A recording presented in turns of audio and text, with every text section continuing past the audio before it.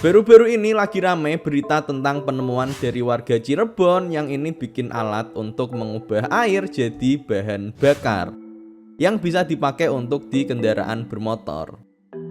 Nah, tapi ada yang perlu diluruskan di sini, teman-teman. Oke. Pertama-tama aku mau menyampaikan dulu bahwa melakukan inovasi itu adalah hal yang sangat baik, sangat keren. Jadi sangat patut untuk diapresiasi lah ya, teman-teman. Tapi kita juga tetap harus kritis ya. Dan untuk hal ini ada beberapa hal yang perlu diluruskan biar orang-orang juga nggak salah paham gitu. Nah, oke, kalau kita tarik ke sebelum-sebelumnya, sebenarnya hal yang kayak gini ini udah banyak ya teman-teman. Tapi kemudian pertanyaannya, kalau memang dari dulu pembuktiannya itu udah ada, kenapa kok sampai sekarang kita masih belum pakai bahan bakar air, teman-teman? Dan juga ada kecenderungan bahwa berita-berita dan video seperti ini itu kayak terkesannya kayak nggak ada kelanjutannya lagi gitu. Kenapa kira-kira, teman-teman? Tentu aja alasannya bukan karena ada mafia minyak, ada mafia energi, atau yang bikin nanti diburu perusahaan besar. Tentu aja nggak kayak gitu ya, teman-teman. Tapi simpel aja bahwa sistem yang kayak gini itu sangat-sangat tidak efisien. Lebih tepatnya penggunaan energinya itu nggak menguntungkan untuk penggunanya. Nah, di video kali ini kita akan bahas teman-teman dari segi teknis dasar fisikanya. Ini tuh seperti apa untuk meluruskan beberapa hal. Dan juga tambahan konteks dikit, dulu aku juga pernah bikin prototipe yang seperti ini juga. Nah, oke, di sini dari penjelasan di berita gitu ya. Alatnya ini dia bekerja dengan memisahkan hidrogen dan oksigen yang terkandung dalam air melalui proses elektrolisis. Dan juga kemudian di sini hidrogennya yang udah terbentuk dialirkan ke ruang pembakaran kendaraan sebagai bahan bakar. Dan di sini juga dijelasin bahwa untuk 1 liter air ini nanti bisa dipakai untuk menempuh perjalanan dari Cirebon hingga Semarang pulang pergi. Wow. Oke, nah ini kita perlu kritis ya di sini teman-teman. Mungkin nggak sih ini seperti ini?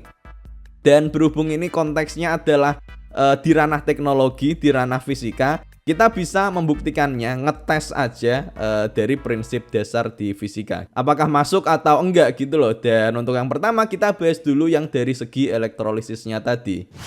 Elektrolisis air itu adalah proses untuk memecah air pakai listrik untuk nanti menghasilkan gas hidrogen dan gas oksigen.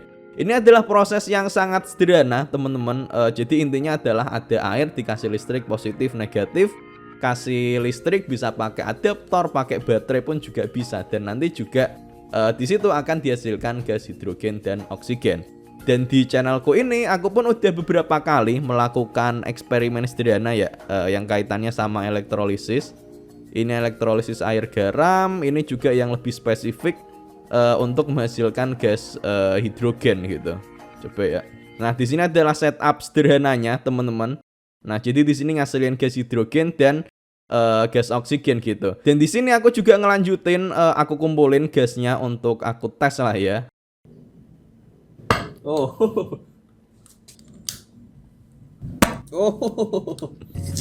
Oke, jadi bisa ya teman-teman. Jadi memang elektrolisis bisa ngasilin gas hidrogen, oksigen, dan memang gas hidrogen ini nantinya bisa aja kalau mau dimasukin ke ruang pembakaran di dalam motor dan kemudian dipakai jadi bahan bakar. Itu masih bisa dibilang mungkin lah ya.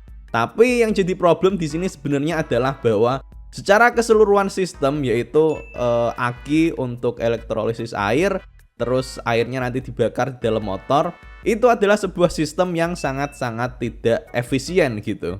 Kenapa kok nggak efisien? Jadi sebenarnya sumber energi awal di sini itu adalah dari aki, teman-teman.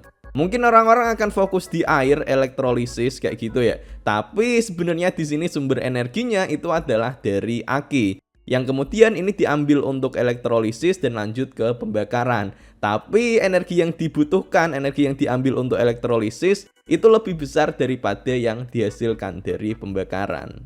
Di dunia yang ideal 100% sempurna itu nanti untuk memproses 1 liter air atau 1 kilogram air itu nanti akan butuh energi sebesar 4,4 kWh untuk elektrolisis. Sementara dari pembakaran hidrogennya ini nanti akan juga dihasilkan mentok-mentok itu adalah 4,4 kWh juga.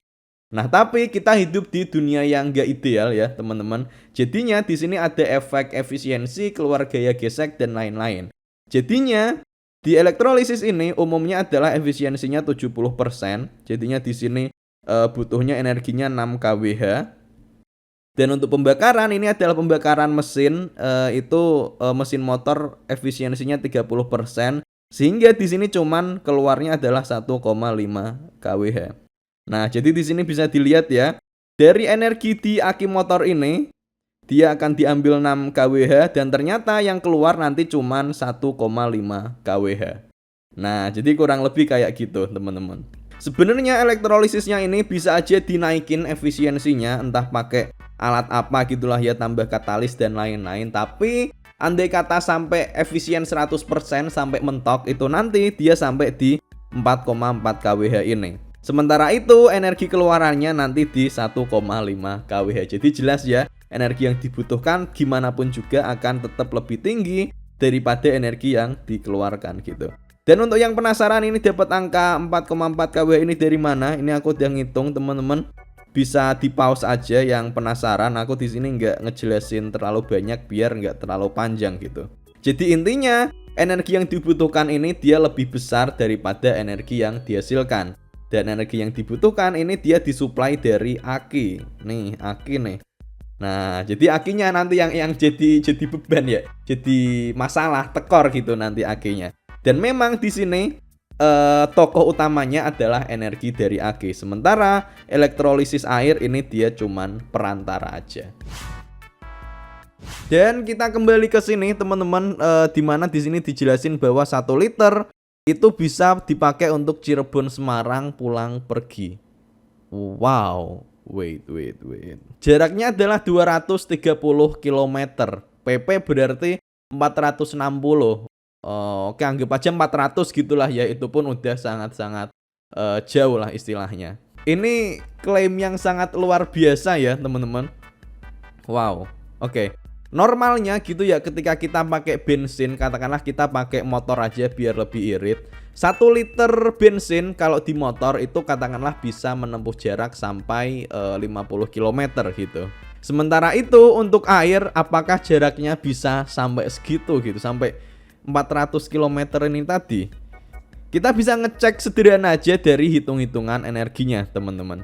Jadi 1 liter bensin yang dipakai untuk menempuh jarak 50 km itu ternyata energinya adalah 10,2 kWh gitu. Jadi 10 kWh itu bisa nempuh 50 km, gampangnya gitu ya.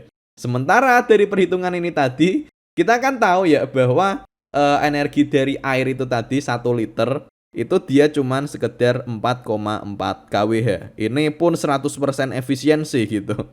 Jadi ini yang pasti akan susah banget untuk menempuh, untuk sampai di jarak 50 km ini tadi, teman-teman. Apalagi untuk dipakai sampai 400 km. Jadi klaim 400 km itu sangat patut untuk dipertanyakan ya, teman-teman. Karena secara perhitungan bahkan dengan 100% efisiensi 50 km aja susah gitu loh. Begitu. Cuman aku nggak mau spesifik ke klaimnya kayak gimana. Entahlah, karena kita juga nggak tahu, belum ada yang memverifikasi dan lain sebagainya. Intinya secara perhitungan fisika itu seperti ini, teman-teman. Dan mungkin juga ini nanti mungkin ada yang ngide gitu ya. Oh, nanti dari aki ke elektrolisis terus ke pembakaran mesin kan nanti jadi gerak nih. Nah, pas gerak ini nanti sambil ngecas aki lagi aja. Nah, jadi muter terus gitu energinya. Big brain. No, itu nggak bisa ya teman-teman kalau kayak gini. Bahkan kalau misalkan ternyata sistemnya kayak gini, ini jelas-jelas nggak bisa. Karena ini adalah perpetual motion yang nggak mungkin bisa terjadi di dunia nyata. Karena ketika dia pas gerak sekaligus ngisi akinya lagi, itu berarti beban untuk bergeraknya makin berat, yang artinya makin banyak energi yang terbuang gitu ya. Yang artinya juga dia makin cepat gitu nanti habisnya energi yang ada di akinya itu. Jadi kalau dirangkum poinnya ada 2. Apakah sistem tadi bisa bekerja? Bisa, tapi dia nggak efisien. Dan yang berperan paling utama sebenarnya adalah energi dari aki, bukan dari airnya. Dan yang kedua, Ketiga adalah bahwa 1 liter air untuk 400 km itu adalah tidak sesuai sama fisika gitu. Sebenarnya hidrogen ini adalah memang sebuah potensi teknologi untuk bahan bakar di masa depan, tapi bukan dengan prinsip yang seperti ini tadi, teman-teman. Jadi yang secara teori memungkinkan itu adalah hidrogennya diproduksi dari luar ya, teman-teman, terus dibawa ke kendaraannya misal dalam bentuk hidrogen cair, dan setelah itu nanti dia diprosesnya bukan lewat pembakaran tapi lewat fuel cell, yang mana hidrogennya ini itu nanti dia langsung diubah jadi listrik, jadinya jauh lebih efisien. Dan ya kurang lebih kayak gitu teman-teman, semoga cukup jelas. Bisa bantu share juga ke teman-teman biar pada nggak salah paham. Demikian dan sampai jumpa di video selanjutnya. Dadah.